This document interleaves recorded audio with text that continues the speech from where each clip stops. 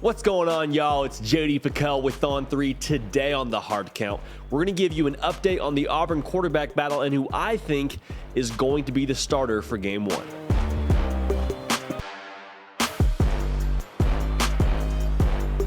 Welcome into the Hard Count, the people show for every single thing that you know and that you love about college football. It happens here on a daily basis.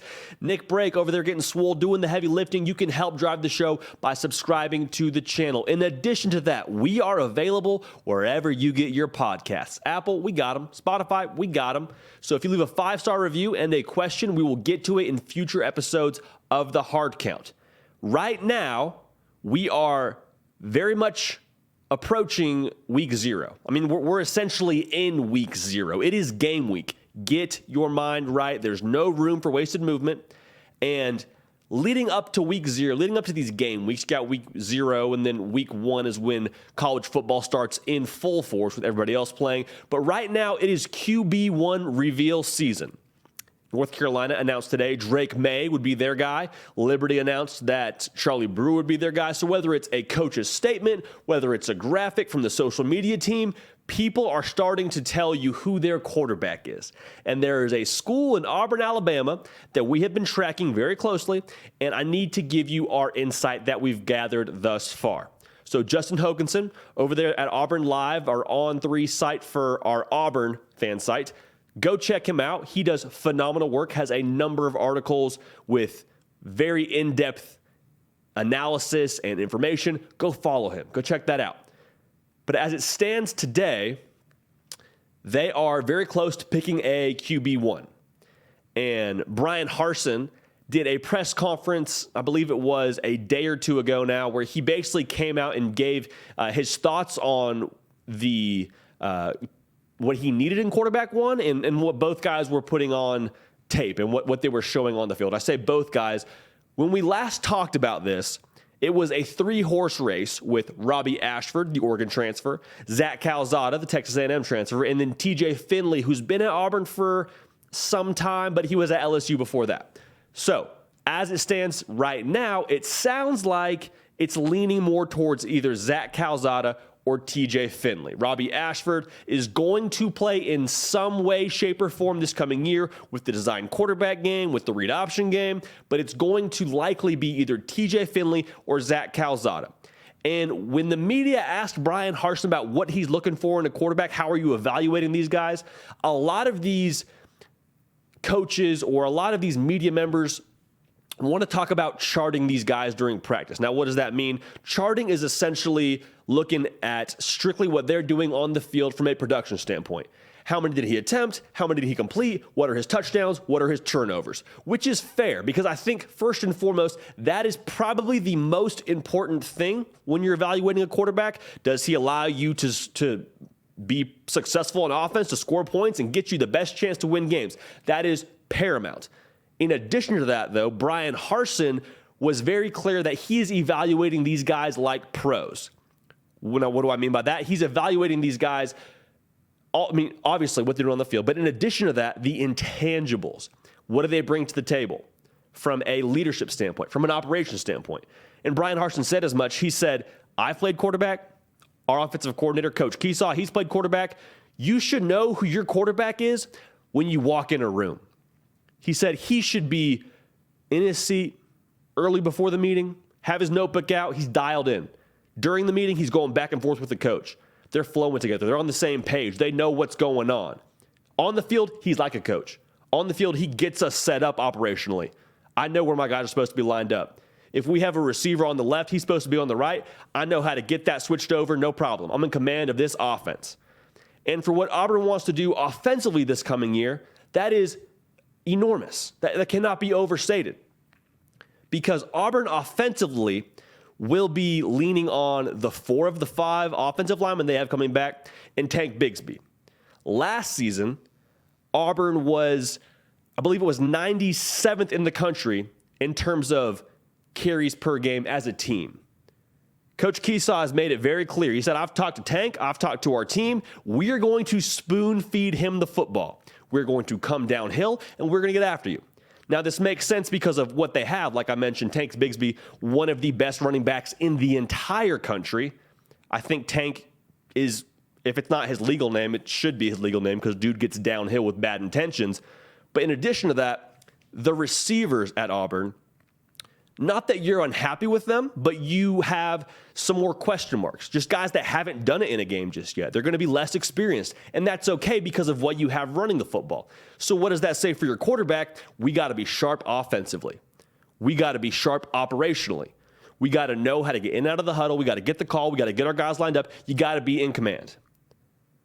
What you're asking the quarterback to be at Auburn is similar to the pilot of an airplane. As an airplane pilot, you are tasked with a couple of things at the most basic level. That is a smooth takeoff, getting us going the right direction, and a smooth landing. We don't need you to go Top Gun Maverick, Tom Cruise doing loop-de-loops, get us out of a jam, flying high, and doing all these acrobatics. We're not asking to be Johnny Manziel. We're not going to go 5 wide, have you run around back there and make a play. You don't need to be a game breaker, but you do need to be a pilot. You do need to, like I said, get you lined up, get all our guys organized, get the play in. You have to be able to effectively move this offense and make good decisions. Got to get us to the right place, similar to an airplane pilot. And so that's why I think right now the lean is TJ Finley. Because if you remember correctly, he is the most experienced guy in this group. Zach Calzada, if you were to go out there and just do a pro day, have him go out there in shorts, go through some cone drills, throw routes on air, throw to stationary targets. Sounds like he's the best passer. Just purely off what God gave him, he's probably the most accurate and best passer. Now, the intangibles, I don't want to speculate too much on what this means, but the intangibles, it sounds like, have been a place where he has fallen short and TJ Finley has hit it out of the park. Bryan Harsin in his press conference hasn't named a starter. Obviously, that's why we're having this conversation right now. But he did continue to bring up TJ Finley when talking about things that he's looking for in a quarterback. He gave one specific story when they were in a team period, so you're going 11 on 11, and he said, it's 3rd and 9, we get the play in late, we're giving a substitution late, and TJ Finley doesn't panic. There was a sense of urgency, but no panic, gets his guys organized, gets his guys aligned, changes the snap count as the play clock's running down to get the play off in time. And he said, that just showed me so much about where he's at. He's a coach on the field. He's a manager of this offense. He knows how to get us set and get us going to the place we need to get to. So right now, the lean is TJ Finley. Right now, I would pick TJ Finley to be the starting quarterback for Auburn. Now, a lot of you are saying, oh my, we've seen this already. We've seen what he can do already. Put in Zach Calzada. Better arm. Offense has a higher ceiling. Maybe that's true. And maybe that will ultimately be where you end up at later in the year. But I promise you, Bryan Harsin is picking this quarterback knowing full well that his job is at stake. So he has quite a bit on the table here. He's putting all his chips in on TJ Finley if he goes that direction. Now, if he goes with Zach Calzada, same method. If he's all in with Zach Calzada as his quarterback, he's betting his job on Zach Calzada. But all that's to say, he's got a lot at stake here. You don't think he's going to pick the better of these two quarterbacks for him to keep his job and for Auburn to be successful? We're not here to really talk about Bryan Harsin's job security so much as this quarterback battle, but make no mistake about it. Whoever plays quarterback for Auburn is giving them the best chance to win based on the individual being Bryan Harsin, who has the most at stake and who has spent the most time around this quarterback room. Now, I would also add, you're going to need both these quarterbacks. Playing an SEC schedule and just given the nature of football in general, it's hard to get through a season unscathed at the quarterback spot. So you may need Zach Calzada at some point. There may even be a point where TJ Finley struggles and Zach Calzada, you go in, you play well, boom, it's your job. It's a long season. But for TJ Finley to have shown what he's shown thus far in fall camp should be encouraging and exciting for Tiger fans. If you didn't like what you saw a season ago, that's okay. I agree with you. I didn't love it either. But that's why they have the offseason. That's why they have winter workouts. That's why they have spring ball. That's why you practice, to get better and to take a jump from one year to the next in this system.